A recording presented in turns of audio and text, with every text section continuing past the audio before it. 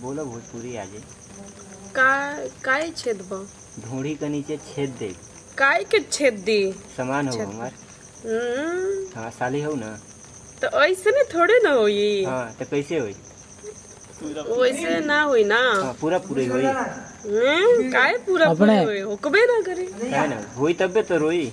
ना रोई ना होई ना रोई। हैं? तबे तो छेद दे। तो हम छेद देम। नहीं तो बार बार छेद देम करा तरन। अरे तो ऐसा सामान ले बोलो तो ना छेदब।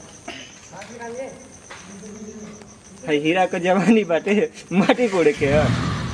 तो हम माटी कोरी का? नहीं। छेद देम बार बार छेद देम। हाँ, क्या बोला छेद देम के क्या बोला? ढोड़ी के नीचे छेद दे। खोद देम। हाँ ढोड़ी के नीचे खोद दे। तो हम खोद देम। कहाँ? ढोड़ी के नीचे। हाँ ठीक है खोद दे। आप खोद के दिखाओ। हे भगवान।